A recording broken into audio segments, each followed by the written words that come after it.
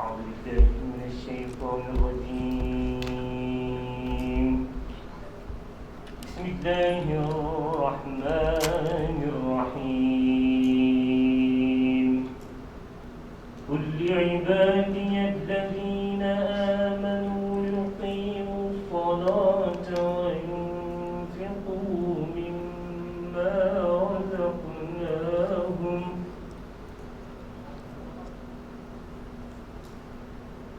وينفقوا مما رزقناهم سرا وعلانية من قبل أن يأتي يوم لا بيع فيه ولا خلال.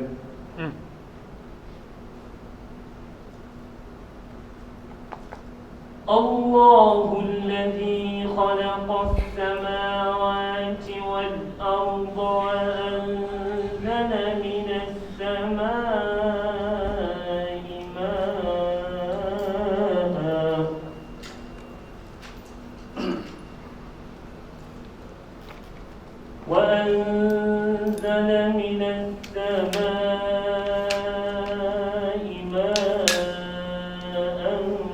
فأخرج به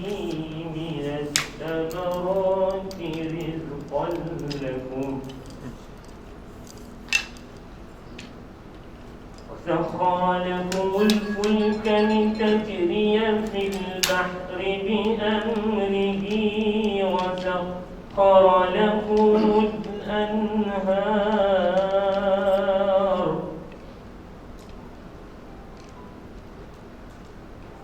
وسخر لكم الشمس والقمر دائبين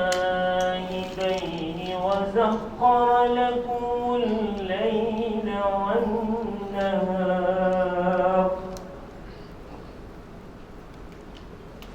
وآتاكم من كل ما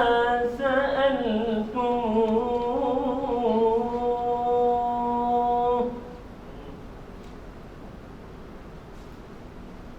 وإن تعدوا نعمة الله لا تحصوها إن الإنسان لظلوم كفار.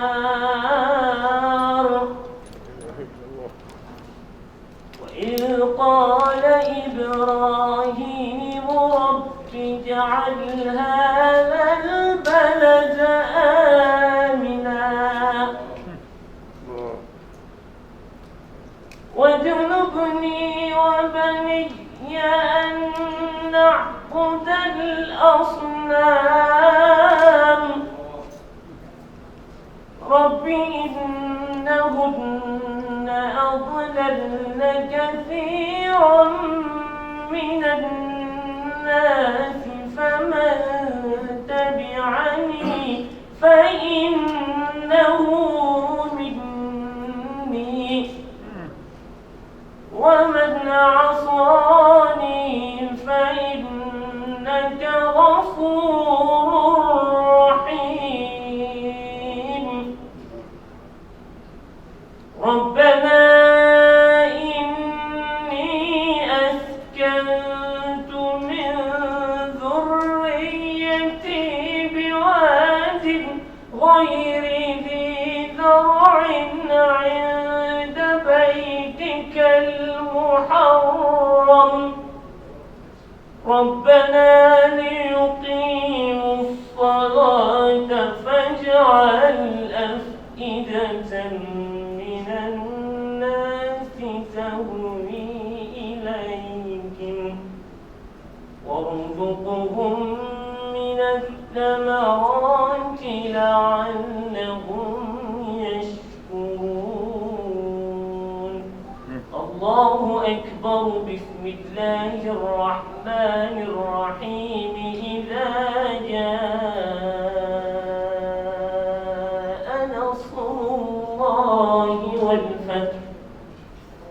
ورأيت الناس يدخلون في دين الله أفواجا فسبح بحمد ربك واستغفره إنه كان توابا صدق الله العظيم. الفاتحة.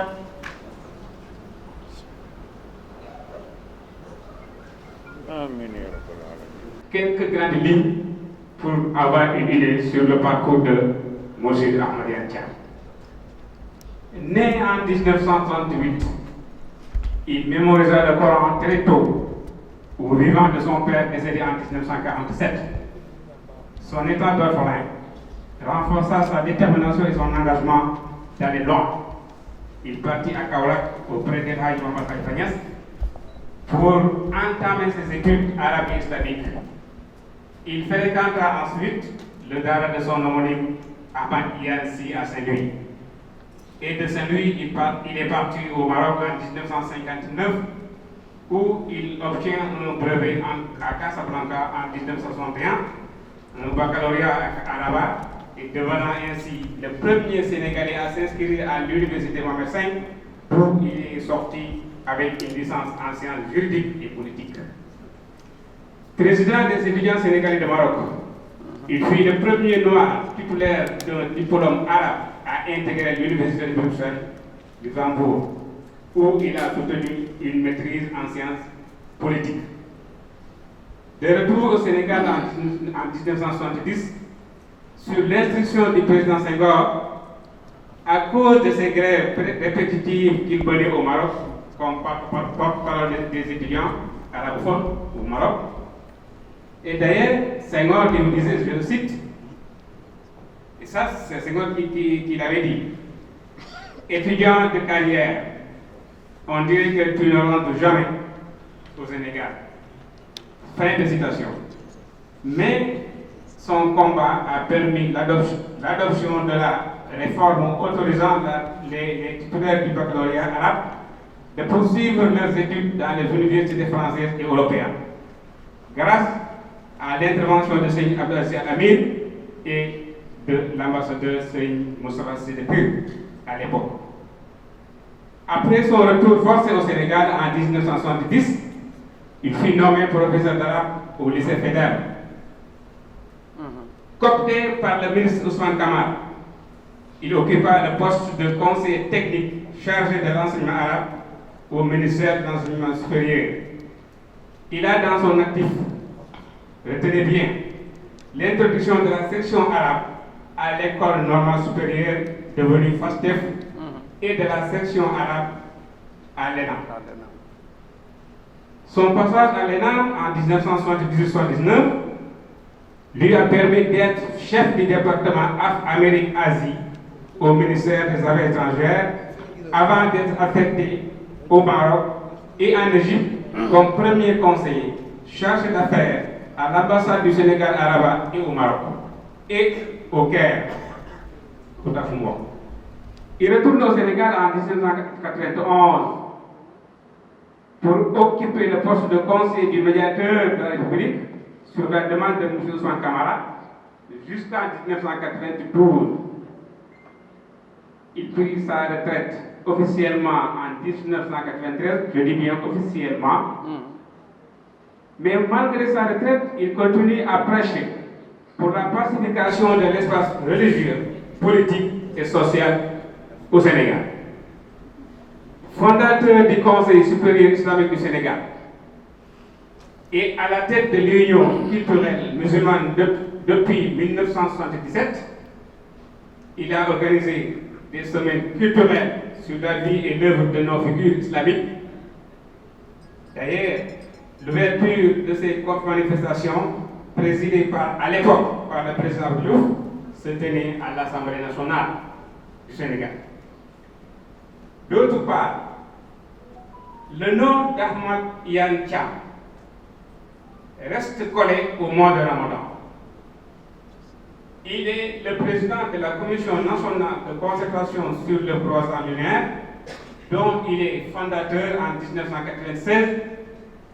dans le but d'unifier les familles religieuses du Sénégal. Et la création de cette structure était bénie par tous les califes généraux de l'époque. Actuellement, la plupart des familles religieuses suivent la Colacoque, jeûnent ensemble et célèbrent la fête de Korité et de la Tabaski à l'unanimité. C'est pourquoi il est difficile de parler de Ramadan au Sénégal sans évoquer le nom de M. Ahmad Iyane Thiam. Il est également conférencier de haute qualité. Il dit, et je le cite, « Je rends grâce à Dieu parce qu'il m'a donné l'opportunité de travailler pour l'islam jusqu'à l'âge de 80 ans. Et je continuerai avec l'aide de Dieu à travailler. » Lire enquête du 18/5/2018. Pour les efforts citoyens fournis, Ahmad Iyane Thiam a été décoré à 2 reprises par le président Abdou Diouf. Ordre national de mérite en 1990 et Ordre national de Lion en 1998. Considérant ces efforts sans relâche depuis une 50aine d'années, voire plus, je dirais même 60 ans, l'Association des musulmans pour le développement du Sénégal lui a rendu un hommage mérité. Voilà en résumé le parcours de l'auteur de ce livre. Je l'ai dit et je le répète, on ne peut pas présenter Ahmad Iyane Thiam en 5 minutes parce que tout ce qu'il a fait au Sénégal depuis les années 70, avant même, depuis les années 60 jusqu'à l'an 2020, je crois que c'était ça, les quelques grandes lignes, peut-être vous donner une idée sur le parcours de ce grand homme, grand intellectuel, grand écrivain, Al-Bachir Ahmad Iyane Thiam. Et je vous remercie infiniment. Ceerno dafa doon bësal sama baay di bëkk néegam moo daan mujj ci loxoom sama baay na ko puusal bunt bi ma puus fajar moo buy julli ci Ceerno Thiam yi mooy njëkk ci loxoom. nee naa ñi liggéeyal yàlla daf leen di fay ba ca seen doom ya ak seen doomaat ya ndegam état ngay mën a liggéey retraité comme man ñu lay fay pension usuma yàlla ma fekk ko Maroc jógee fi le 8 octobre 1965 gouvernement wu Sénégal yóbbu ñu ci bourse ma ànd ak Serigne Sam Bari ca bu doomi Serigne Fallou ak Serigne Ousseynou Laay ak ay rakkam ak yëpp 25 personnes ñu dem mu setti ma ca ñooña yóbbu ma jëlal ma costume ak nangam ak nu mu tudd cap ndax dama daan sol cap bi moo tax am ku ñëw ne ma waaw sa doom ji bàyyi ñu si sol cap waaw xale yi ba ne ko ñoom teere lañ daan sol bàyyi leen garaawal dañuy garaawal rek waaw dañ koy xam nga jamono da koy actualiser rek waaw xam nga man xaw ma man cap laa sol cap laa xamoon daal di may seeti ba benn bés ñu ñëw mu ne ma ci français lu ngeen jàng ma ne ko léegi naa mu naan la vie est de voir le pavillon de voir le gouvernail d'Orphin mu ne ma luy loolu ma ne ko xam man dama dégg rek mokkal loolu ma sama baay jox mu gore lool ba Serigne Ahmad Iyane Sy ne ma Djily Mbaye daf fi ñëw tey bu ñëwee protocole bi mooy yaa koy kii ca oto ba xëcc ko indi ko yóbbu ko mu ndekkee ba pare ñu soog a waxtaan Serigne Iyane wax ak moom ne ko Iyane Thiam yi de boo ko wutal ko du kaam ndax gor pire la gor du ñaan am na nag ñaan yoo xam ne direct am na indirect bëggoon naa ñëw sukuma kër waaye fan yooyu damaa taw ma lu ma jógee ordonnance xam nga loolu mooy may ma rek waaw ñu ñaan direct am na ak ñaanaatu direct yooyu yëpp ñun boo ñu ko waxee ñun dañ koy xam ma ne ànd naa Djily Mbaye ci ngor daaw ko jox dara par rapport la mu daan jox ñenn ñi ndax l'apparence est trompeuse loolu la Alxuraan wax waaye mu ànd ak ngorom loolu damaa bëgg gone yi ànd ci c'est-à-dire que lépp loo xamee ne sama yaay defaloon na ko sama baay gërëmoon ko lool ba léegi nag la récompense moo ko séddale jox ko Cheikh Omar ba kër Cheikh Omar Fouti ni mel noonu mooy man moo ma njëkk a présenté Serigne Cheikh Mbacke Gaynde Fatma te gars yi du ñuy defee noonu boo leen laajoon numéro téléphone ministre bi sax ñu ne 638 nangam jox la 94 fekk 95 la nga ne man ne keneen laa jot mu ne woy dama ko fàtte woon wala nangam Serigne Cheikh Mbacke dafay ñëw ànd ak Baye Niass ñoom ñaar ñuy xarit 1967 ñuy teeru ji Senghor ambassadeur bi ñuy wax Youssouf Sile yow xam nga ko xaw mi ngi dundam de ne yaan nooy fexee ba ñaari kilifa yi dem ci teeru bi mu wax ma ko ma dem ñaan ko Baye Niass ci turu sama Baye Khalifa Niass mu ne man luñ mën a xëy ci Khalifa Niass ma nangu maa ngi koy nettali sama doom ji léegi Allahu akbar li yëpp yaan càmm moom ko def ba ñibbi si mu yóbbu ma ci Serigne Mbacke soxna Lo ne ko kii day xale la waaye fii sa ne ko sa baay te ko woon ak fam ko fekkoon mu ne ko loola rek kay am ekkati million jox ma pour ñu bi si bees du ko go fonction publique c'est-à-dire que lépp xarit googu ma gis naa ne référence la li ma bëgg a wax mooy référence a ngi nii bu jub mooy bàyyi Zahra te yaan cam nee naa ko jub dana la yomb lool ndax sa baay di sa yaay di jay na ba looloo la may ministre Zahra Iyane Thiam ñii dégg nga li ma wax ñaareelam ba mooy référence a ngi nii benn xale daf ne ma référence amul ma ne ko jànguma tubaab xam nga man dama lay natt bu ma la dóoree nga kaaw ma ne ko lu référence mu ne ma rappel ma ne ko man jànguma tubaab je n'ai jamais fait l'école française dégg nga de ma ne ko ah yow de am nga référence la boo gisee am mbër tooñu ma kenn nag bu watu nga watoo na mbër may mel waaye yow kooku mooy sa référence waaye la ma waxoon Serigne Abdou Aziz Al Amin ma ne ko li olof di def dama ko def olof day bàyyi ba nga dee mu soog di wax la nga baax man damay wax li nga baax le te yow yaa ngi dund waaye kii gis naa ci mu jikko yoo xamee ne dañ koo war a xamle léegi nga xam ne Sénégal fi mu ne nii crise bi mu gën a am du crise bii déedéet mooy crise yi jikko gëmatuñ yàlla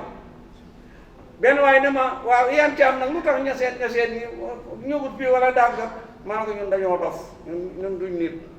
kaste rek bu ñëwee waaw Thiam fi nga nekkoon nangam ma ne ko l'islam bi ñu am l'islamu Iyane lu ma waxoon par l'islam mu Sénégal l'islamu par loola mais l'islam pur laa wax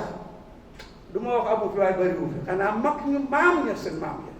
tariqa par loola yooyu moo fi ne waaye ci tënk lool xam naa ci moom lu baax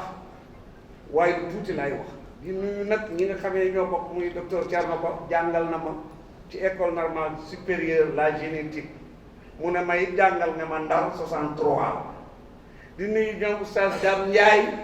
nga xam ne bu ma leen gisee ci télé bi ñun day ay màggat lañ gis benn kii jóg di nangam ñun dañ ci jàng ci moo ñoom di bég ci ñoom kon ci tëgg lool li ma xam bëri na mais tuuti laay wax Baye Niass seede ci na ma ci moom Baye Niass nee na ma Ahmed Khalifa at moom la judd Baye Niass dafa ñëw ziyaare yi sama baay ekkati xaalis jox ko ekkati ñetti junne jox ko Iyane Thiam ne ko xam nga li ma la buggee sama mag ji saa yi ma ñëwee fekk la fi nga di ko toppatoo mu gunge ko mu ñëw ne sama baay moom li ma may dafa bëri xam nga Ahmed Khalifa at mi mu judd ñetti junne ku ko mayoo mu ne sama baay ne ko benn sikk day la xam sama rakk ji baax ji mooy baax ak tabe kon nag lii tey président de la république yeble wax dëgg yàlla ñuy wane Ahmed Iyane Thiam ci weer wi bennoo bi yow xam nga nag war naa la xam te li ma ko déggee ci Serigne Sidi Makhtar laa ko déggee man mi nga xamee ne man maay xam lépp boo toogee Tiwaawan lañ lay wax mooy lañ lay wax nangam ak nangam lépp dañuy dëpp ne moo baax kon moo baax kon ñu ngi ñaan sa at yi bi nga ñëwee ne sant tous yi dama ma ne billaay boo doon billaay ba nga waree dox nga allahu akbar Thiam billaay ba nga waree wax nga te mosoo wax lu may lu baax fañ jaar ak Senghor xam naa ko jaar fa ak président Abdou Diouf bu guddi jotaan ñu yónni ma may dem loolaa doon fayee lakk ñun dañ daan fayee lakk kon Zahra sa bàyyi boobu yàlla jox na la chance mayoo ko sa bopp may na la bàyyi ju baax ju modeste yan cam ñi rëy na lool ci Sénégal ndax fi mu ñu jógee indi ñu ñuy buuxanteeg weer suma sëriñ gisu ko sëriñ nangam mu fexe ci ndimbalu yàlla ba ñuy koritante wax dëgg yàlla boo raamee yi wàcc nga yàlla na la fi yàlla dolle yàggal ci barke sayyidina Muhammad allahumma salli ala sayyidina Muhammad wa sallim. dégg ngeen mu wax ci sunu baay Mursid wax ngor dégg ngeen mu wax jom dégg ngeen mu wax fulla dégg ngeen mu wax fayda dégg ngeen mu wax farlu loolu nag dafa doon gàllaaj boo xam ni ndaw lu ko am yàlla mën na laa dimbali fulla mooy nekk ci lu baax boo ko jéggi rek ñàkk fulla fayda mooy nekk ci tool yamale yow képp nga nekk ci ak téeméer fekk la ci buñ la ca fekkee yaa nga ca buñ la ca fekkul yaa nga ca ñu ni kii am fayda farlu mooy loo xam ne fu waxtu woo jotee nga def ko ci kenn du la soññ waaye nag téere bi préface bi nga xam ni maanaam ubbite bi ki ko def day ku baax ki ko def day ku Sénégal mu marqué Sénégal ki ko def day koo xam ni kenn dootu ko fàtte muy Serigne Mouhamadou Mansour Sy xalif général di Tidiane borom daara yi suñu maam joo xam ni kenn mënu koo fay Sénégal mënatu koo fay diine ji jéppiwu ko askan wi jéppiwu ko Sénégal jéppiwu ko kon préface boobu nag ci langue arabe dañuy woo suñu mbokk Mohamed Fadel Guèye. أقرأ عليكم تصدير كتاب الإسلام عدالة والإنسانية بقلم الشيخ محمد المنصور سي الخليفة العام للطريقة التجارية بمدينة الجوار سابقا طبعا. الحمد لله الذي من علينا بنعمة الإسلام. لقد من الله على المؤمنين إذ بعث فيهم رسولا من أنفسهم يتلو عليهم آياته ويزكيهم ويعلمهم الكتاب والحكمة وإن كانوا من قبل لفي ضلال مبين. والصلاة والسلام على سيد السادات محمد بن عبد الله النور الباهر وسر المطلسم وعلى آله وأصحابه الذين من اقتدى بهم اهتدى إلى سواء السبيل. أما بعد، فإن الإسلام بقدر ما هو دين السلام والمحبة والأخوة والتعاون والعدالة ونشر الخير والسعي فيما يرضي الله تبارك وتعالى، بقدر ما هو دين يحذر من التصرفات التي تجلب العداوة والتفرقة والتباعد، كما يدعو هذا الدين إلى مكارم الأخلاق بربط أفراد المجتمع بروابط متينة. وفي هذا المنهج نقدم للقراء الأعزاء الكتاب الذي بين أيدينا ويحمل العنوان الإسلام عدالة والإنسانية، وقد ألفه العالم الفاضل المرشد الحاج أحمد عياد كام، لا زال في حفظ وقراءة العلام، والمؤلف خلق به حقا مرشد لا يمل ولا يدخل جهلا لإسداء توجيهات والإرشادات والتعليمات سديدة ورشيدة إلى أمته، وداعية إلى سبيل رب عز وجل بالحكمة والموعظة الحسنة. فلو لم يقم إلا بهذا النشاط والعمل النافع لكفاه، ناهيك عن تأليف هذا المؤلف الضخم الجم الفوائد. تتراوح عدد صفحاته حوالي 300 صفحة، وقد وجدته في الحقيقة بعد أن قرأته بمثابة موسوعة في الفقه والفكر الإسلامي وتاريخه في السنغال، وكذلك في السياسة. عالج فيه مبدأ الشورى والحوار ومكانة المرأة في الإسلام، وزودنا فيه بمعلومات نادرة تتعلق بقطرنا السنغالي، هذا بقدر ما استعرض استعراضا مشوقا وبأسلوب ميسر وموضوعية دقيقة عن معنى الإسلام ومقاصده وقيمه وإنسانيته، وأنه دين الوحدة والمؤاخاة، كما أنه ذكر من خلال تناوله السهل أفراح دين الإسلام، متمثلة في أعياده. وبالجملة فإن المؤلف قد استجلى لنا بكفاءته العلمية وقدرته الفردية وخبرته الميدانية وسعة أفقه الاطلاعية القيم الذاتية والأسس الراسخة التي تحدد معالم الإسلام الواضحة. وهذه الخصائص تجعل هذا الدين مرنا بحيث لا ينتهي بمكان ولا يتقيد بزمان واحد معين، بل هو متكيف وصالح لكل زمان ومكان. ومن هنا يعد هذا الكتاب ضمن سلسلة الكتب التي تثبت وتبين على مرونة دين الإسلام وسعة نهجه، رافضا الجمود والصلابة في الحياة، لأن الحياة حركة دائمة لا تتوقف، كما يقول الشاعر: ما إن قضى ألب إلا أتى ألب. والمؤلف قد بذل أقصى طاقاته في البحث، مبرزا جوانب الجمال والقيم الفاضلة والنماذج الحية من التشريعات التي ينفرد بها دين الإسلام، وحاول أن يبين ويوضح للمسلم وغيره بأن هذا الدين كان ولا يزال يمتلك الآليات والوسائل الفطرية الملائمة للإنسان، مما أهلته قادرا على حل مشاكل البشرية على المستوى الفردي والجماعي، كما حاول من خلال تأليفه عن الإسلام إزاحة وإبعاد الإنسانية عن جو القلق والفتن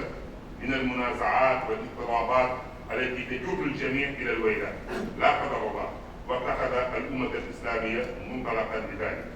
والذي يلفت نظرنا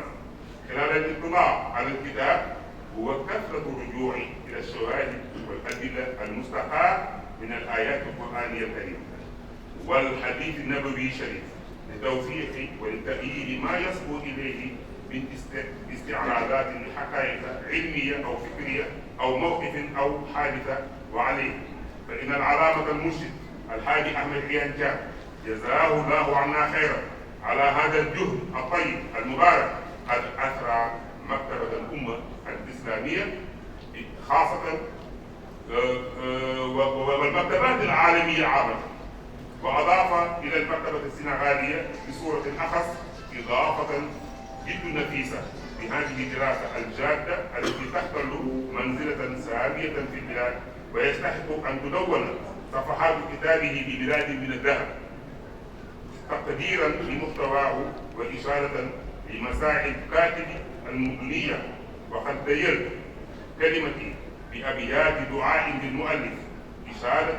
وتنويها لهذا العمل الجليل القدر، فقلت وبالله التوفيق: جزا الإله العالم الجليل المرشد المفكر الخليل، جزا الإله العالم الجليل المرشد المفكر الخليل أحمد عيان فسعيه محمود نشكره قد بين سبيلا. أحمد عيان فسعيه محمود نشكره قد بين السبيل، بجهده النفيس للإسلام مؤلفا سفرا لنا دليلا. كتابه حقا بعد اطلاعي وجدته كنزا ولا مثيلا، موسوعة حوت على علوم موثوقة فلا ترى بديلا، زوده نوادر الأفكار مع التجارب ولن يميلا. يا أيها الإخوان لا تقتصروا عن اقتناء كتابه فتيلا، يعجبني كتابه في حجمه وعمقه من عالم نبيلا، فلا تزال يا عيال دائما مرتقيا إلى العلا جديدا، للحائرين في الدجى ومرشدا ومرجعا ومفتيا كفيلا. تحيا معافى لا ترى إلى الذي تحبه ومنهلا عليلا. على النبي أفضل الصلاة مع السلام سرمدا طويلا، ما قال في تقريزه منصور جزا الإله عالما جديدا. والسلام عليكم ورحمة الله. di préface bi nga xam ni suñu wayjur suñu maam xalif général et Tidiane Serigne Mouhamadou Mansour Sy borom daara yi moo ko wax suñu baay bii nga xam ni mooy Mourchid Ahmed Tidiane Thiam di nuyu professeur Aram Boy Faye directrice générale autorité de régulation de la sécurité nucléaire di nuyu Mamadou Dieng président du conseil de surveillance de l'agence nationale de l'aviation civile ñooñu tam ñëw nañ ak Serigne Mouhamadou Lo représentant Jamaatul Ibadur Rahman loolu Fadel doon jàng ci arab la ñu daal di wax rek ci nasaraan bu gaaw programme bi continuer ndax xam ngeen ni guddi na préface par Serigne Mouhamadou Mansour Sy ancien khalife général des Tidianes Tivaouane. Au nom d'Allah, le tout miséricordieux, le très miséricordieux, louange à Allah qui nous a gratifié de l'islam. Allah a très certainement fait une faveur aux croyants lorsqu'il a envoyé chez eux un messager parmi eux. Et que la prière et le salut soient sur le maître par excellence. Mohammed, fils d'Abdallah, la lumière est puissante et le secret insondable, ainsi que sur sa famille et ses compagnons, référence pour quiconque peut être guidé sur le chemin droit. L'islam est en effet une religion de paix, d'amour, de fraternité, d'entraide, de justice, de diffusion du bien, en œuvrant pour l'agrément d'Allah, béni et exalté soit-il. Ceci autant qu'il met en garde contre les anciens qui engendrent les actions qui engendrent l'hostilité, la séparation et la dissension, tout comme il prône les nobles cœurs pour unir les membres de la société avec des liens forts. Dans cette perspective, nous présentons à nos chers lecteurs ce livre intitulé L'Islam, Justice et Humanisme. Il a été rédigé par l'éminent savant Mourchid El Hadji Ahmed Tidiane Thiam, qu'Allah le garde. L'auteur, comme l'indique son surnom, Mourchid, signifiant guide en arabe, est vraiment un guide qui ne ménage aucun effort pour prodiguer conseils, directives et instructions pertinentes à sa communauté en prêchant dans le sentier du Seigneur, tout-puissant avec sagesse et bonne exhortation. Si l'auteur ne s'était limité qu'à cette activité et à cette œuvre utile, cela lui aurait été largement suffisant comme mérite. Mais ajoutons à cela la rédaction de ce livre de 353 pages, extrêmement valeureux et très avantageux. En vérité, après l'avoir lu, j'ai trouvé telle une encyclopédie de la jurisprudence et de la pensée islamique, ainsi que de l'histoire de l'islam au Sénégal et de la politique. Il y a traité du principe de la consultation, du dialogue et du statut de la femme en islam. Il nous a procuré des informations rares relatives à notre pays, le Sénégal, dans la mesure où il a effectué un examen intéressant dans un style simple, avec une subtile objectivité sur le sens de l'islam, ses finalités, ses valeurs et son humanisme, prouvant qu'il est la religion de l'unité et de la fraternité. Il a notamment rappelé à travers son approche simple les fêtes célébrées en islam. En somme, avec sa compétence scientifique, son atout personnel, son expérience en la matière et son vaste horizon de lecture, l'auteur nous a éclairé sur les valeurs personnelles et les bases solides qui définissent les concours explicites de l'islam. Ces particularités rendent cette religion flexible, si bien qu'elle demeure intarissable, quel que soit le cadre spatio-temporel. Il s'adapte plutôt et reste valable pour toute époque et tout lieu. Par conséquent, ce livre intègre la série de livres qui témoignent et démontrent la souplesse de l'islam et de son approche, rejetant l'inertie et la rigidité dans la vie, car la vie se meut en permanence, tel que l'évoque le poète. Nul dessein ne s'achève sans qu'un autre ne le relève. L'auteur a ainsi déployé toute son énergie dans ses recherches, mettant en exergue le côté esthétique, les nobles valeurs et les modèles vivants des législations propres à l'islam. Il a tenté de clarifier aux musulmans et aux non-musulmans que cette religion comporte et comportera toujours les mécanismes et les moyens naturels et appropriés à l'homme, qui le dispose à résoudre les problèmes de l'humanité au niveau individuel et collectif. En écrivant sur l'islam, l'auteur a également tenté, en prenant la communauté islamique comme point de départ, d'extirper et d'éloigner l'humanité de cette atmosphère d'anxiété, de sédition, de conflits et de troubles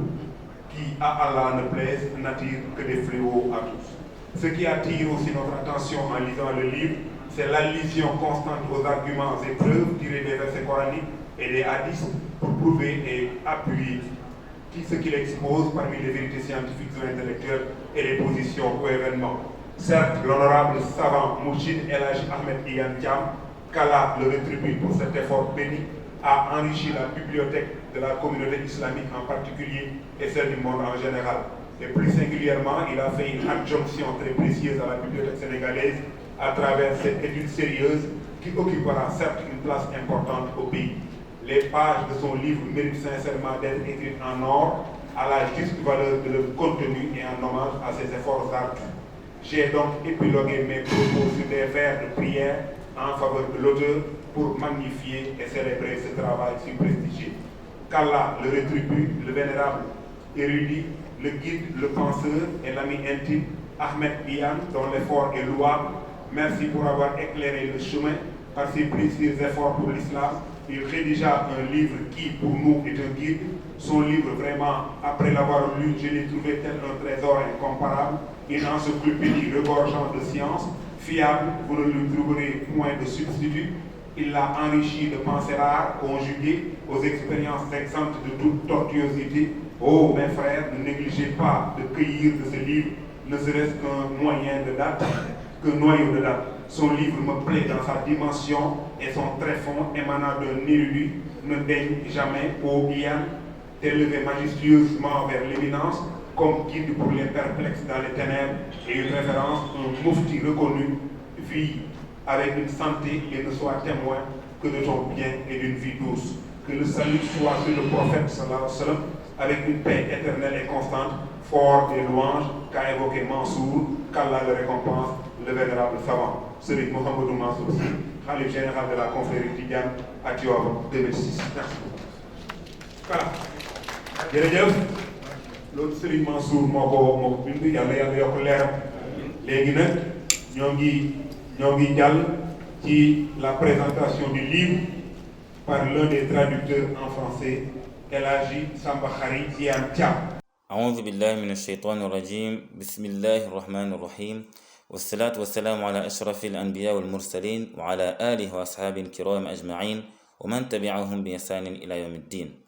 Louange Allah subhanahu wa ta'ala. Paix et bénédiction sur notre prophète Mohammed, sur sa famille, ses disciples et ceux qui les suivent dans la droiture jusqu'au jour de la résurrection. Voici un édifice monumental, un chef-d'œuvre des plus valeureux, qui vient accroître la splendeur d'un cliché du passé glorieux de cette contrée bénie de l'Afrique de l'Ouest qu'est le Sénégal. Il est tracé par la main bénie d'un illustre maître de son temps, un prodige caché, fruit d'une lignée bénie d'érudits, dont la marque indélébile draine encore les régions lointaines ouest-africaines. Il s'agit du Cheikh Ahmed Iyane Thiam. Cet ouvrage est le fruit de toute une vie consacrée à Allah tabaraka wa ta'ala et à la communauté, au savoir et à la foi, assorti d'une expérience mature dans le domaine du prêche et du travail islamique. Il traite de l'islam par essence et par excellence, dans sa particularité et son universalité. Il déclare: l'islam est le couronnement du plus grand bienfait divin qu'Allah tabaraka wa ta'ala a accordé à sa créature. Il s'agit de la religion d'Abraham, homme de droiture, ainsi que des autres prophètes et messagers. Fin de citation. Plus loin, l'auteur balaye les flétrissures qui sont attribuées à cette religion et interpelle les consciences en ces termes: une religion de paix et non de terrorisme, une religion de loyauté et non de trahison, une religion d'action, non de paresse, une religion de science et de connaissance, non d'ignorance et de stupidité. Fin de citation. Si la grande histoire de l'humanité a confirmé la présence de plusieurs prophètes dans un même cadre spatio-temporel, par exemple, le cas d'Abraham et son neveu Lot, le cas de Jacob et son fils Joseph, ou encore celui de Moïse et son frère Haroun, paix et salut sur eux, l'histoire du Sénégal nous a, elle, montré à travers une période allant du XVIIIe au XXe siècle, une succession de saints hommes, une pléiade loin d'être prophètes, mais représentant chacun une lumière pour son époque. Ce fut alors l'ère des patriarches. Le chapitre 14 et une partie du chapitre 13 nous ont ainsi ravis et fait survoler la genèse des grands foyers religieux, à travers ces patriarches fondateurs dont la sagesse, l'érudition et l'action ont su éclore malgré l'influence de l'impérialisme d'alors. L'éducation et le savoir sont donc le seul remède pour nous réapproprier ce qui nous appartient déjà. Dans une société où le savoir pur est devenu une perle rare en raison de la léthargie, l'auteur nous interpelle ainsi sur une réalité indéniable, à savoir le retour aux sources pour une belle propulsion vers l'avenir, ou en d'autres termes, s'appuyer sur le passé pour mieux bondir vers le futur. Il dit, en effet, la diversité des sciences, l'explosion des connaissances ne doivent favoriser ni la rigidité et l'indolence intellectuelle. Non, il convient plutôt de puiser des livres précédents les règles dont la validité s'étend aux générations futures. Le renouveau n'est point une innovation, mais plutôt une découverte que la charia n'est pas incapable de trouver des solutions à toute question. Fin de citation. Dans la haute morale prophétique, l'éducation et la santé jouissent d'une part considérable. Et l'auteur n'a point manqué de le préciser. Il déclare l'attention particulière d'Allah subhanahu wa ta'ala pour l'éducation de ses serviteurs comprend aussi le corps comme facteur, car la santé du corps est d'une importance majeure dans le fonctionnement de la raison. Ainsi, il n'y a rien d'étonnant à ce que le non-musulman saisisse le secret des choses interdites et prohibées par le législateur du fait qu'elles provoquent des maladies virulentes et l'atrophie chez l'homme, à l'instar de l'alcool, du porc, de la bête morte. Elles peuvent même faire de son corps un appât à prendre pour les virus et microbes. Fin de citation. Oh, combien utiles sont ces lignes en ces difficiles circonstances que traverse toute l'humanité à cause du coronavirus. Il nous rappelle ainsi la morale prophétique transcendant toute autre morale dans toute sa splendeur, une clémence, une sollicitude, une prévenance sans égale. Un cri fort de l'auteur à l'encontre de toutes les factions musulmanes pour la tolérance mutuelle, non seulement entre elles, mais aussi avec les autres confessions. Il dit, regardez cet éminent prophète, sallallahu alayhi wa sallam, par cette merveilleuse attitude, source de la bonne morale, pour préserver et éviter l'écoulement du sang des gens libres, mais aussi par souci d'intégrité de la foi et pour étendre la paix durable. Fin de citation. Plus loin, il nous indique la meilleure voie pour inviter l'humanité à l'islam. Il déclare, Allah Ta'ala n'a octroyé à personne le droit d'imposer la foi à qui que ce soit, ni le contraindre à embrasser l'islam. Ce que l'on attend de tout réformateur fidèle, désireux de diffuser la religion d'Allah, c'est simplement d'inviter avec sagesse et bonne exhortation ceux pour qui il souhaite le bien. Fin de citation. L'auteur apprenait un islam universel et non monastique. L'islam, dans le vrai sens du terme, s'intéressant à tous les aspects de la vie humaine. Il magnifie ainsi le rôle de l'intelligence islamique. Il déclare,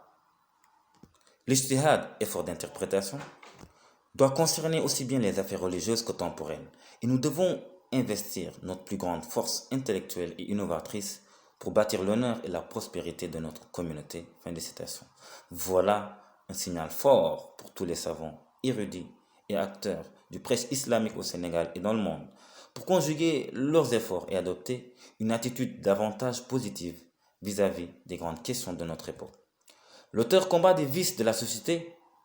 à travers le message universel du prophète sallallahu alayhi wa sallam. Il déclare faire sortir les gens d'une humanité aveugle vers un humanisme tolérant, d'une vie de barbarie vers une vie humaniste, des ténèbres de l'ignorance vers la lumière de la science. Ainsi, l'humanisme en islam représente le plus haut rang, un rang d'honneur, de respect et de bonheur. Il a le statut d'une paix permanente ici-bas et celui du bonheur éternel dans l'au-delà. Fin de citation. Après une confirmation du statut prestigieux de la femme en islam et l'étude de deux principes fondamentaux dans cette noble religion, à savoir le dialogue et la consultation, l'auteur nous fait vivre son expérience pratique à la tête de l'Union culturelle musulmane, UCM, de la Commission nationale de concertation sur le croissant lunaire, CONACOC, ainsi qu'aux conférences internationales auxquelles il a pleinement participé.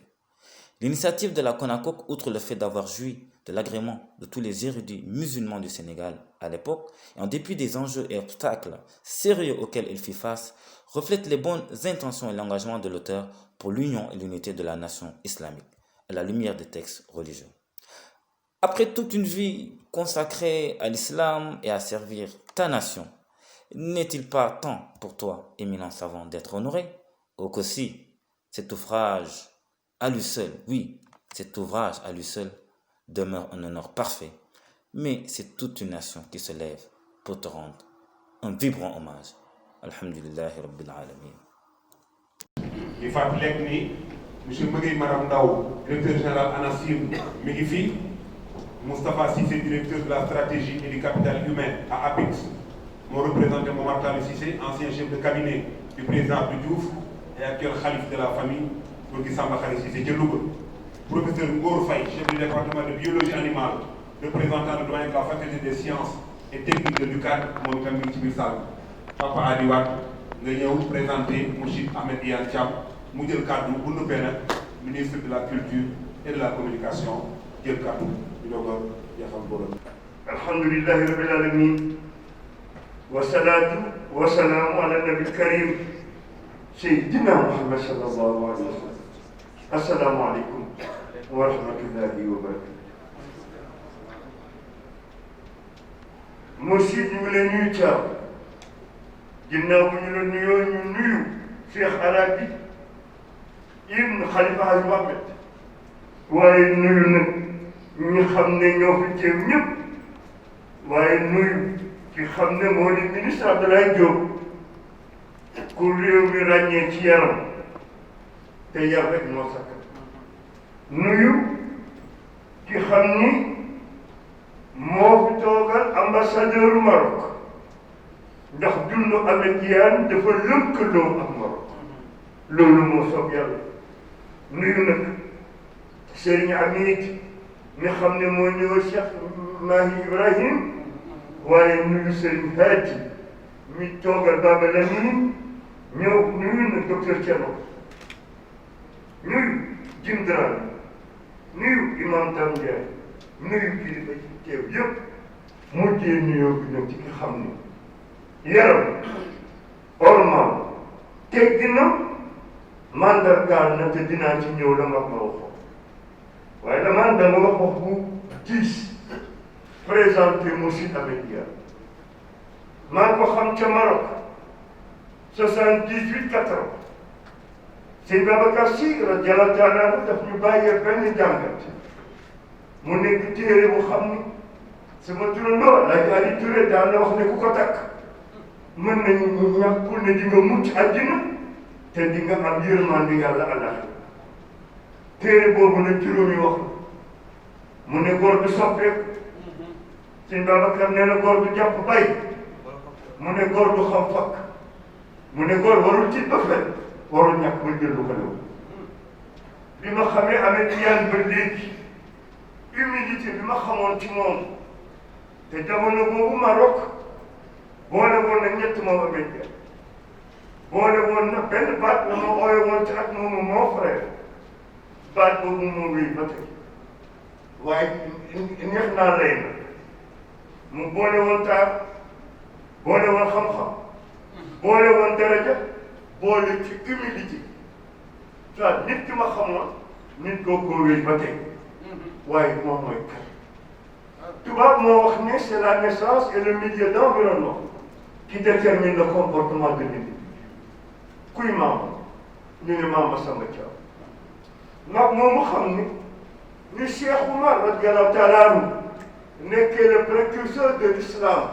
ndax moo yëkkati jaasi moom noonu la nekkee le précurseur de l'islam ndax moo dugal xam-xam ci dënnu mag ci dënnu Maam Maram Mbacké ci dënnu Serigne Koki Ndiaga Issa ci dënnu Maam Tafsir Demba Bunna ñooñu la ñu xam waaye mag moomu xam ne mooy Maam Maati Ahmed Iyane mi toog kon bu taree tey tari ci ko ju rafet tari humilité ndax nag sëriñ daal ñaar dafa niroo di uti ci tubaab modestie ak humilité mooy ki xam ne manqué woo ci juddu manqué woo ci xam-xam manqué woo ci wërsëg wàcce sa bopp ba yem ak nit ñi modestie nag mooy ki amul sañul mënul waaye yarul rek moo ko war donc kooku la noo jox kàddu tëjee ko lenn benn borom xam-xam bu mag ci réew mi dañ ko mos wax ne ko bés boo demee ba am baat di nga dégg bàyyi ma ko waxoon nit ne ko di nga dégg ñaari baat yaa raw bàyyi wala bàyyi la raw mu ne ba ma àgg keroog ba àddina maa bi wutal si ko kenn ki ne ko oh yaa raw bàyyi mu ne ko ñaanal na yàlla ma jur lu tey ni li bàyyi jur yàlla nag yàlla sutural na ko ni mu fonkee woon ak alxuraan moom ya ni mu fonkee imama ni mu ormalee l'islam yàlla dénk na ko ko xam ne yàlla bu ci tabbi muy Zahra ormal na jumaa yi de daam yaakaar naa ne mat nga ma seet ormal nit ñi xam ne ñoom la yàlla dénk diine gi waaye am na yar am na rek loolu nag mooy njeexital comportement yàlla ci yiwam waaye ci muñum lu mu am tey muñ ma ko may ak tab lu mu am jox na ko nit ñi lu nit ñi am ñu bàyyee leen ko kon naa ngi jox kàddu le professeur celui qui a fait de sa vie la recherche du savoir, monsieur le ministre, met sa transmission en sacerdoce. Moufidiane, bismillah. Assalamu alaikum wa rahmatullahi ta'ala wa barakatuh. doon naa ko mën a jéggalu maa ngi koy faf def ci ñàkk mën a wax ak ñi fi nekk ñépp ci làkk yi ñu dégg na dégg directement maa ngi ciy jéggalu bu baax a baax même su fekkee ne dégg nañ sax langue beneen langue bi may wax astasmihu سيد المستشار لسفارة المغرب التي هي سفارتنا ونحن حقا عرفنا وتعرفنا بمزايا كل واحد أو كل واحدة من الشعب المغربي الأنيف الحبيب الكريم الذي وهبنا كل ما لديه من خيرات جمة. شكرا للمغرب العربي وشكرا لملكه العظيم وشكرا لشعبه الوفي. شكرا لكم وشكرا للسفير الذي خلفكم هنا في هذه الأمسية العلمية الثقافية الكريمة.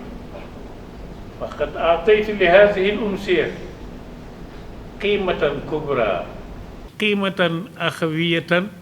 إنسانية علمية واجتماعية. فشكرا للشعب المغربي أبدا. bokk yu tedd yi ngeen jéggal ma dama doon nuyu di gërëm waale ci seen tabe mbokk mi nga xam ne moom rekk ngeen fi seen mu weex waaye mu nekk nag mbokk moo xam ne mbokk mu dëggu la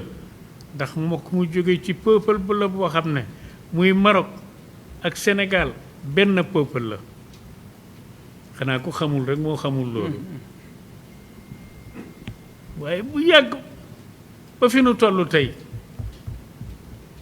man su ma gisee kenn ci ñoom rek daanaka peuple sénégalais laay gis ci sama kanam ndax seen jëf ci Sénégal ak seen jëfin ci Sénégal ngeen jéggal ma ci ngeen su tuuti si ma def maa ngi dellu siwaat ci yéen di leen gërëmati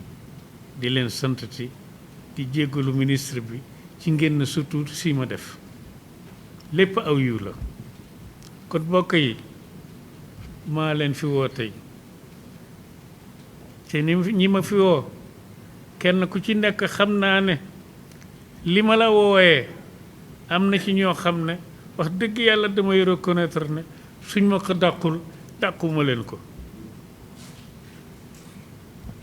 te ci woo ñoo xam ne wax dëgg yàlla xëy na sax xamuñu ma waaye ñu bëgg diini lañu ñu bëgg xam-xam lañu ñu bëgg réew mi lañu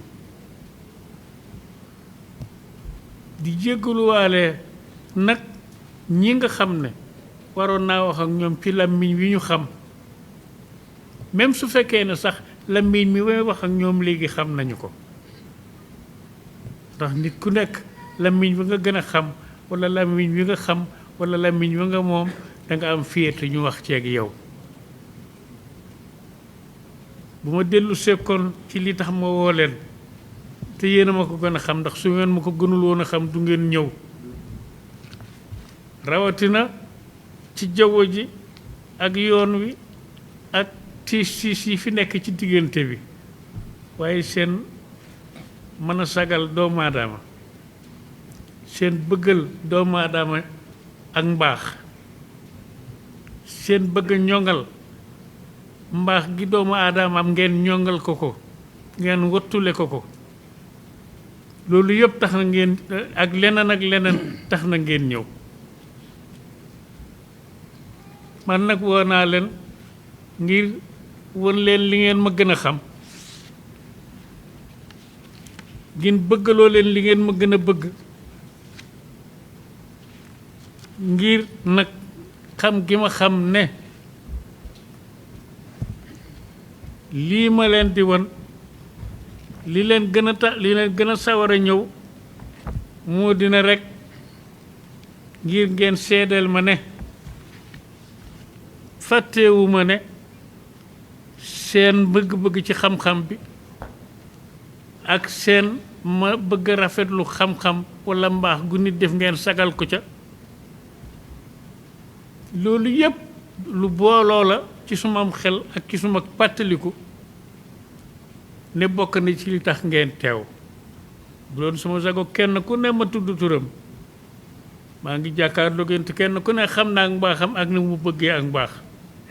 te kenn ku ci nekk mën naa nettali suba diggante moom ay weer walla ay at yu ma jëflanteek moom ci mbaax ngir defar Sénégal mu jëflante ci ak moom mbaax ngir defal réew mi ma jëflante ci ak moom mbaax ngir wattu xam-xam mu jëflante ci ak moom waaye mbaax itam nag goo xam ne gi danoo bokk jóg bëgg sagal réew mi sagal waa réew mi sagal mbaaxu àdduna ci ñi fi ne maa ngi gis ñoo xam ne damay fàttaliku combat boobu ñu ànd ci doon sama sàgg mu tudd kenn ku ne ci yéen ci kanam ak ci gannaaw waaye daal xas na guddi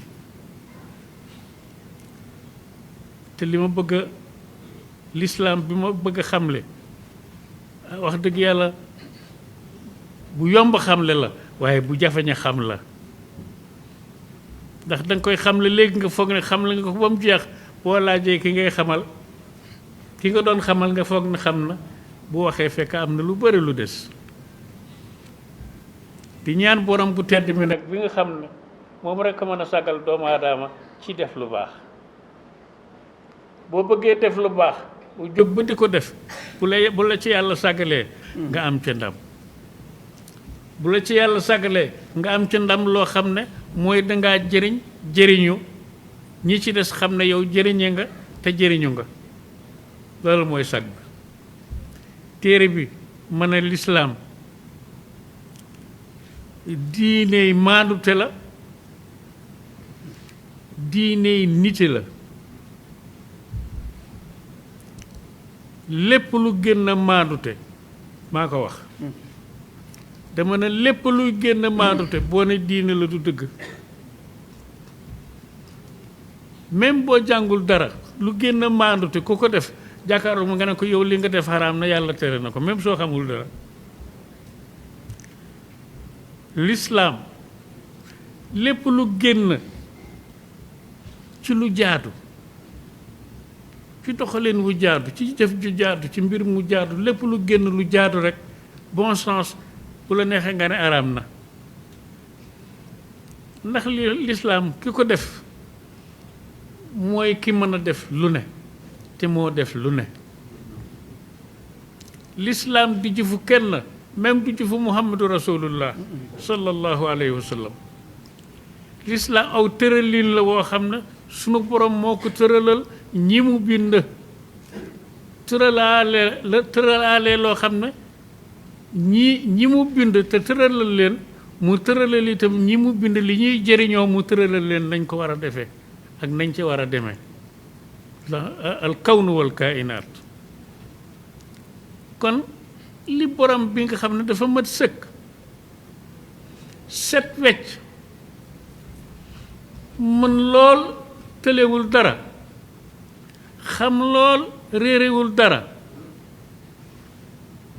muy fekkee lépp amul dara lu mu wuute mu am lépp amul dara lu mu ñàkk te jëkk fi te nisar fee mujj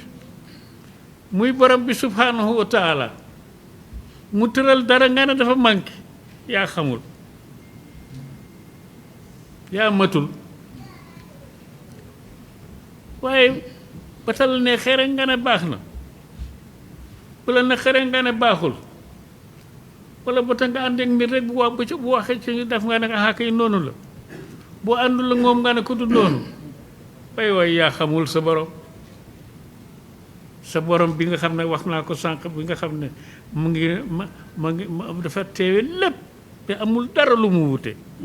même la ngay xalaat ak la ngay yëg te doo ko xalaat ci yow kenn kot ak la ngay fekkeek la lépp yàlla dafa xam lépp te amul dara lu mu réeree mbir dama nante yàlla nekk fu ne sax dàkk fii amul dara lu mu wuute ñàkkul dara te moo jëkk moo mujj tëral diine ak lislaam moom bu ko waxul woon sax nga xam waaye tëral ko ba noppi ne lislaam bi ma leen tëralal moo gën ci yéen moo gën ci seen lépp moo gën ci seen fépp ndax mooy seen lépp kon ma bëgg feeñal tuuti ci la ma ci xam ak ci li ma ci yëg ci diini ji li ma ci xam ak ci li ma yëg di sant borom bi bu tedd bi ma ci xamal aslëf santate ko moom mi nga xam ne won na ma ci aslëf moom yàlla subhanahu wa taala ba ma nangu gis ne mooy moom lislaam daal bu dul moom lislaam moo gën weneen tëraliin wu keneen di tëral ndax wu keneen tëral rek day fekk du yàlla waaye wi yoon wi yàlla tëral moo gën ci lépp waaye itam tooñ weesuwul bokk yi foofu laay taxawe tooñ weesuwul tooñ sa bopp tooñ sa morom tooñ sa borom weesuwul ngay waxal yàlla te xamuloo weesuwul ngay defal yàlla te mënuloo weesuwul nga ne man maay nàngam te fekk yow doo dara ndax dañ laa bind kot fileeg meluloo nañ la melloo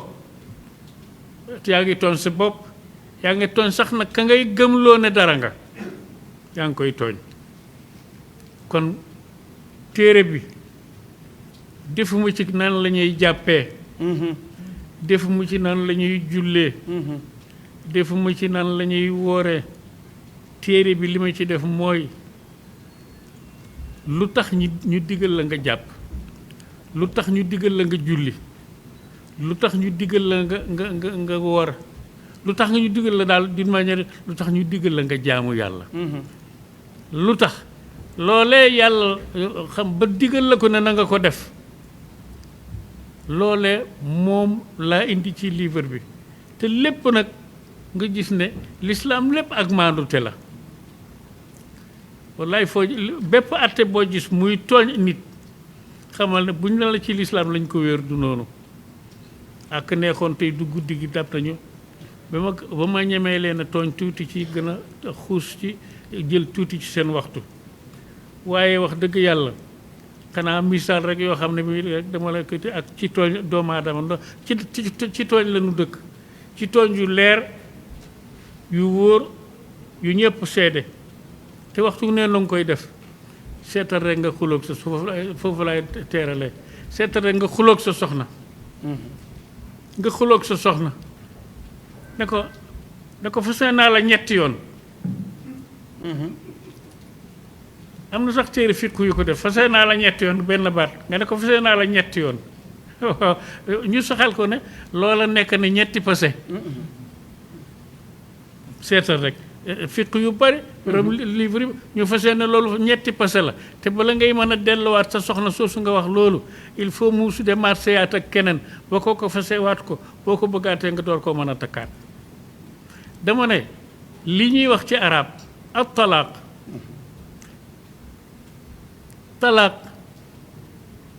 bu ne fase naa la ñetti yoon talqa nga salaasa talaqaat parce que li ñuy jaawale mooy ab talaaqu marrataani waxuñu ne ab talaaqu talqataani boo ne baat bi fase naa la ñu ne benn fase naa la ñetti yoon ñu ne fase nga ndaw si ñetti yoon bala nga koy mën a dencaat nangam loolu ne nañu loolu sariya wax loolu nangam wax loolu am nañu ko téere de bind den loolu la ñu wax man kay dama wax rek ci tooñ goo xam ne lislaam du ko tooñ kenn dama ne dégg arab rek war naa mën a tax nga ne waa ji boo ne nit ki ñetti yoon fase naa la ah ba gannaaw fase moom jëf la buum gi boo ko jëlee nga fas ko benn yoon bu ma ne la fecci naa ko bu ma ko feccee benn yoon bu ma la bëggee wax ne fecciwaat ko dootoo ko mën a fecciwaat ndax fecci naa ko benn yoon bi mu fasu woon benn yoon rek la fasu woon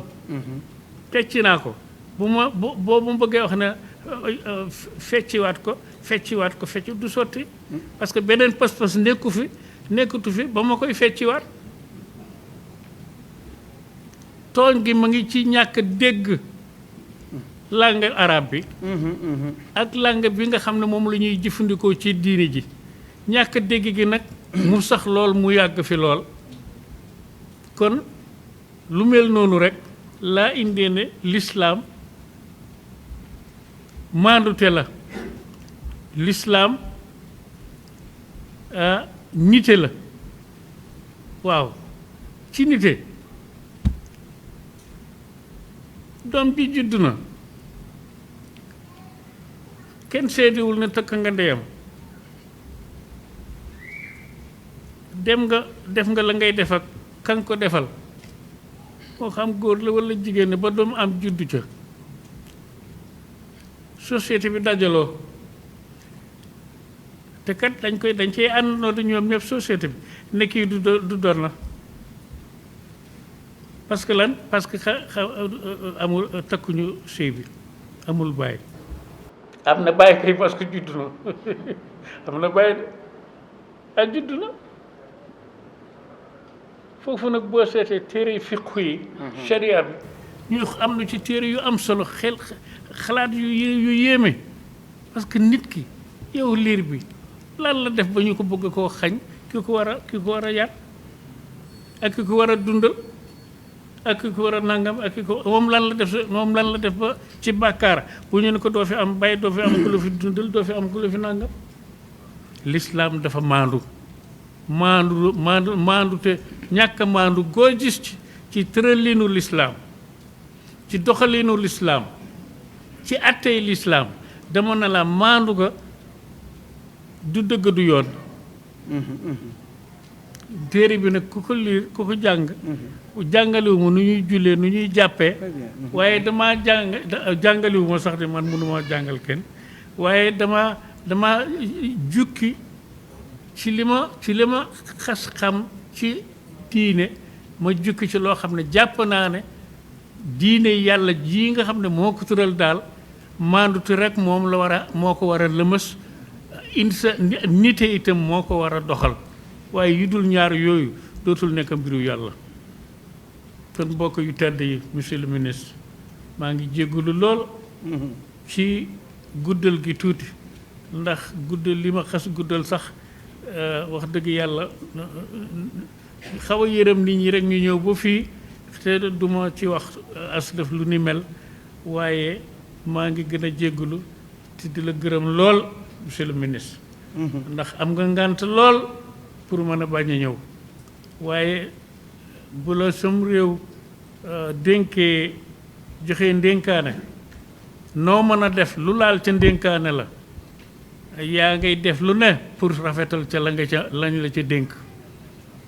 lii sab ñëw bii tey ci loolu la bokk gis nga itam nag jullit yi sëb ñëw pertul ndax gis nga fi ñoo xam ne daf lay wër ne ñii lislaam kott leen fi indi ñii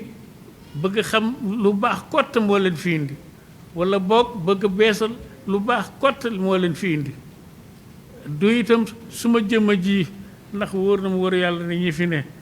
ku ci nekk di xëy ne xam naa sa tur wala nangam waaye kenn am na ci ñoo xam ne xëy na fukk mën na fukkeet gisuma leen waaye am na ci ñoo xam ne dañuy déggante rek te gisuntuwuñu waaye gis nga ko ñu ngi nii fees dal ci saal bi wax dëgg yàlla mënuma koo fay waaye téere bi nag maa ngi ñaan yàlla rek duma sax wax sax ay xalaat rek la waaye daal mbind la moo xam ne nun noo ko bokk texe naa nag ba lépp luy ciy jëriñ réew mi moom ci doxalin ak ci dundin ma def ko ci mboolem sëriñ su mag si fi ne ci réew mi te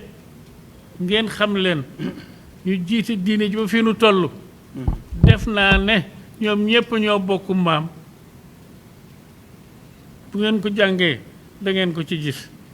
ñoo bokk maam waxuma ko rek ne diw moo ko nangam kenn ku ci nekk moo xam Seydil Hadji Malick Sy la moo xam Serigne Touba la moo xam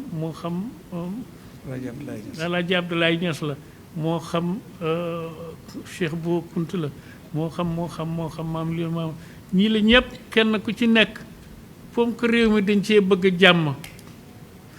bëgg ci àndandoo bëgg ci dimbandikoo bëgg ci développement ñii ñëpp feeñal naa ne ñoo bokk mennu maam ci deret te nit ñi ñoo xam ne ñoo bokk yàlla ñoo bokk yonent bi sallallahu alayhi wa sallam ñoo bokk réew mi ñoo bokk sax nag deret ji waaye ji bu ñu xasee bokk maam ji loolay dafay gën a tax dafay gën a tàggat bokk gi bëggante gi àndandoo gi wóoluwante gi ak rafetalante gi te loolu njëriñul réew mi la njëriñul diini ji la diine bu fekkoon ne bëgg bokk amu ci dëgëral mbokk gi amu ci kon li mu nuy jëriñ du bare waaye yàlla mi nu bind indi diine ji wa'tasimu bi hablillahi jamian wala tafarraqu kon réew mi itam gis nga ko téere bi bokk na ci njëriñam boo ko liiree da nga gis dama ne kilifa yu mag yi ci réew mi yàlla dénk leen diine ji dénk leen sax nag faf nag peuple bi ñii day boo ko xoolee ba ca biir da nga fekk ñoo bokk ndey ak baay indi naa ko nag du mën a indi nag naa ne damay naan diw moo ko jur diw moo jur diw moo jur diw ba mu agsi ci ki nga xam te dindi ko du yomba ndax dëgg la goo xam ne gi dafa sax dàkk du waxu kuy neexlaate du waxu ku xamul bëgg dara du waxu nangam na kii kay wax la joo xam ne bii moom xaqun muqarrar rek lay doon min asaasin matiin min asaasin ilmiyin wa taarixiyin wa zamaniyin wa makaniyin matiina kon am na njëriñ yu ci dëxañu noo ko bokk nag ni ma bokkee gi yéen jamono am na sax ñoo xam ne bokkuma ak ñoom jamono waaye dama leen a tàmbalil seen jamono yàlla moo ma dénkoon ba ñuy jàng ba ñuy wut ak mbaax bu ñuy gëstu lu baax ma nekk seen mag ak feneen fépp rek ma nekk seen mag yàlla def ma ci bunt bi dénk ma loo xam ne nee nañu mooy war a mën a dimbale ñii ci njàngame yàlla na buur yàlla yokk Ousmane Camara ma gërëm ko fii ndax lii ma tudd nii rek léegi ndax 1970 la ko Senghor def ministre de l'enseignement supérieur mu indi ma yore l'enseignement de l'arabe ci université bi ak ci dans le monde arabe may dox au moins lu ma 10 ans ma yore bourse yi moo yore njàngam arab ci réew mi fexe ba même dans les pays arabes ba dans les pays européens nag ñu si yónni ku jàng ba am licence ci Europe ñu yónni la nga defi sa doctorat ci arab yi ci réew européen yi yooyu yëpp bourse yooyu yëpp yàlla defal ma sutura Senghor ci sama jamono ak jamonoom ak su Ousmane Camara yàlla doxale ko ci man dama koy sante yàlla boo gisee ma fàttali ko ndax am na ci ñoo xam ne kenn rek su ma ko ci amoon ci ñooñu mu baax am def lu ñëpp xam kenn kott dalaa wax ne ci ñooñu junne ñetti téeméer la ñoon waaye ci ñooñu kenn kot bu fekkoon ne kenn kot laa ca am danaa jàpp ne yàlla xëy na dana ma jox àjjana kon maa ngi leen di gërëm di leen sant di ñaan yàlla ci mbuutar de xam naa li tax ngeen teew wala boo xam naa ci dara moo dina da ngeen baax te am orma te bëgg xam-xam te bëgg seenum réew te bëgg a baaxal lii nag ministre bi sedd na ko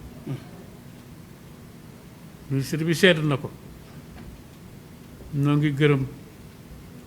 bu baax a baax a baax le président Macky Sall ngërëm li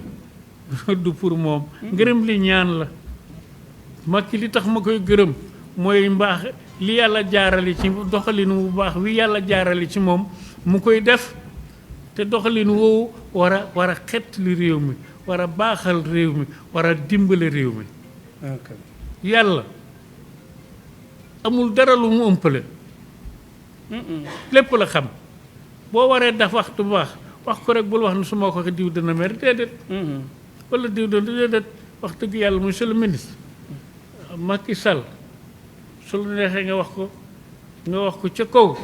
ne ko mu ngi def ci réew mi loo xam ne bu mu mugg yaakaar ne benn baat wala ñaari baat yi muy dégg te ñaari baat yooyu wala ñetti baat yooyu neexuñu kenn ku baax yooyee muy dégg na la jàpp rek ne assurance touristique la baat yooyu muy dégg yu safaanoog na mu doon assurance touriste la pour gën a forcer pour gën a dooleel kattan la ko yàlla jox ak ndam la ko yàlla jox ak ndam la ko yàlla nisra jox ci liggéeyam moom ak ñi mu àndal jërëjëfati kon nag wax dëgg yàlla ñi fi jël kàddu ci sumay xarit ci sumay àndandoo ala darbi salaami wal wifaaqi darbil uxuwati wal insaniyati ñoom ñu fi jël kàddu ñëpp kenn ku ci nekk xam nga ne fekk naa ci la nga wax ak na nga ko waxee maa ngi leen di gërëm di leen sant di ñaan yàlla mi dara tawul moom mi dara tawul yal na nu may ñu fekkee waat si déwén yu bëri ñu xaramati seen baal leen maa ngi ci rek jéggale asalaamaaleykum wa rahmatullah. Madame la ministre, Monsieur le Président Mourchid Ahmed Iyane Thiam, auteur du livre objet de la présente dédicace, Son Excellence Mahmoud Abdulrahman, vice-ambassadeur du Royaume du Maroc, Imam Arabi Niass, Imam de Léona Niassène, Cheikh Ahmed Niass, représentant Cheikh Mami Ibrahim Niass, Khalif de Medina Baye, Serigne Saliou Fall, consultant international en finance, personne morale, Dara Liggéey Jaamu Yàlla, Docteur Thierno Ka, directeur de l'Institut islamique, l'imam Dame Ndiaye, président des imams prédicateurs du Sénégal, Serigne Babacar Cissé Djamal, coordonnateur AIS. Mesdames et messieurs, honorables invités, je voudrais, à l'entame de mon propos, vous souhaiter à tous la paix en vous disant, selon la bonne tradition musulmane et sénégalaise, Assalamu alaikum wa rahmatullahi wa barakatuh. Le moment et l'événement l'exigent de nous, pas d'une exigence comprimante, mais plutôt convenante, parce qu'elle nous donne de prier Allah le Tout-Puissant et de voir notre monde avec sérénité. Prier et rendre grâce à Allah subhanahu wa ta'ala, le sublime créateur, et au sceau des prophètes, Sayyidina Muhammad Rasulullah, alayhi salam, Monsieur le Président Mourchid Ahmed Yantia. Vous nous invitez à partager avec vous l'essentiel. Et vous avez consigné cet essentiel dans un livre qui, pour ainsi dire, prend aujourd'hui le chemin de son itinérance dans les esprits et les cœurs de ceux qui ont soif du savoir, de ceux que la lumière a choisi pour être des multiplicateurs de vérité. Aussi, est-ce un immense plaisir pour moi, ministre en charge de la culture et de la communication, de présider cet événement exceptionnel qui va être marqué d'un signe bien visible dans l'histoire de la production éditoriale sénégalaise et africaine. Comme je viens de le dire, nous sommes invités à une célébration autour de l'essentiel. Celui-ci, en effet, se trouve et se transmet dans le livre et par le livre. Or, un livre, c'est d'abord un auteur. Mais vous ne vous êtes pas contenté d'être un auteur. Vous avez porté votre part à la mesure de l'écrivain, par votre esprit créatif à partir d'un savoir certain et d'une longue expérience des sujets dont vous parlez. Évidemment, avec la caution de l'expert dont vous êtes une belle incarnation. Mesdames et messieurs, il est de notoriété publique que l'auteur de l'ouvrage qui, de par la grâce de Dieu, sert de prétexte à la réunion de ce magnifique parterre. L'auteur est un homme de foi, un guide spirituel, un religieux respecté. Son propos est rarement profane. Il est plein, toujours, de la voix sous-entendue des grands maîtres qui relaient la parole avec un P majuscule, celle qui est contenue dans le livre saint, le Saint Coran. Cette parole est sacrée. L'islam, justice et humanisme, tel est le titre de l'ouvrage. Il est préfacé par Serigne Mouhamadoul Mansour Sy, borom daara ji et défunt khalife général de Tidjane. Peut-on avoir une référence plus garantie que celle de borom daara ji lorsqu'on investit le champ de la connaissance, le champ de la vérité, sans compromission? Nullement. Cet homme de rigueur, élégant de port, de cœur et d'esprit, nous laisse à l'image des hommes de Dieu qui font la fierté de notre pays, le tracé clair du chemin qui mène au salut. Je voudrais, avec vous, m'incliner devant son illustre mémoire et prier pour qu'il puisse continuer de nous inspirer. Nous en avons besoin en ce temps de pandémie qui nous hallucine et nous fait douter de nous-mêmes, surtout de notre capacité à nous réconcilier avec la justice et l'humanisme, les deux mots-clés de la trilogie du titre. Cette trilogie, faut-il le rappeler, est donc l'islam, justice et humanisme. En réalité, ce titre ne met pas en parallèle les trois notions. Il donne une définition de l'islam par deux concepts dynamiques qui nous ramènent au cœur de la problématique intemporelle de la vie humaine. On pourrait risquer ici un pléonasme en parlant de l'humanisme de l'islam. Ainsi, donc, nous apprend l'auteur, l'islam est à la fois justice et humanisme. Mesdames et messieurs, tout est dans la démarche créative, dans le processus accumulatif des années constitutifs du contenu de l'ouvrage. C'est que le président Mourchid Ahmed Yantia peut se prévaloir d'un parcours exceptionnel, machallah, qui est en soi une encyclopédie de leçons de vie, en somme un patrimoine. Une formation islamique solide au Sénégal et dans les pays arabes, une vie au service des bonnes causes et de l'islam pluriel et ouvert, une activité constamment tournée vers la réalisation du consensus dynamique, un esprit qui sait accueillir l'autre et le confondre en soi, la recherche permanente de la concorde avec le Créateur, l'honnêteté qui maintient sur la voie sacrée de la justice, telles sont, entre autres, les qualités qui moulent la personnalité de notre auteur du jour. Je m'en voudrais d'oublier une qualité essentielle, l'humilité. Elle est la marque des grands hommes, des personnalités conscientes de la marche heurtée du monde, du nécessaire choc des idées, de la permanence de la parole de Dieu dans le cours étonnant des choses. La Covid-19 qui nous préoccupe depuis le début de l'année est une déclinaison de la remise en cause de nos certitudes en faveur d'un retour aux valeurs de justice et d'humanisme, aux valeurs qui prônent les prophètes et les religions, aux valeurs de l'islam. Monsieur le Président Mourchid Ahmed Iyane Thiam, nous connaissons le rôle majeur que vous avez joué et que vous continuez de jouer dans les mouvements musulmans, notamment dans l'Union culturelle musulmane, dans la commission de concertation et d'observation sur le croissant lunaire. En ce mois de Muharram, au sortir de la célébration de Ashura, nous entrons dans l'année 1442 du calendrier musulman. Il est heureux que votre livre paraisse en ce moment comme un cadeau de Nouvel An. Nous le percevons à la fois comme un signe de fécondité créative, de ressources et de bénédiction. Son Excellence le Président Macky Sall est très attentif à la production littéraire et artistique. Premier protecteur des arts et des lettres, selon les termes même de la Constitution,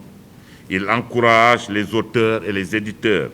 en facilitant leur expression par la dotation substantielle d'un fonds dédié à l'édition. Ainsi, l'œuvre se porte-t-il de mieux en mieux au Sénégal. Fidèle à une bienveillante tradition, c'est dire que je serai particulièrement attentif au destin de ce livre, à son extension sur d'autres champs linguistiques comme l'anglais et à sa promotion notamment à l'occasion des grands salons du livre au Sénégal et à l'étranger. Mesdames et messieurs, quand un livre paraît, il ne reste plus qu'à le lire. Pour laisser donc le public lire et s'approprier cet ouvrage dont il fera un livre de chevet, je voudrais conclure. Écrire un livre n'est pas une entreprise aisée. Il suppose un don de soi aux autres, une grande générosité. Un auteur comme Mourchid Ahmed Iyane Thiam est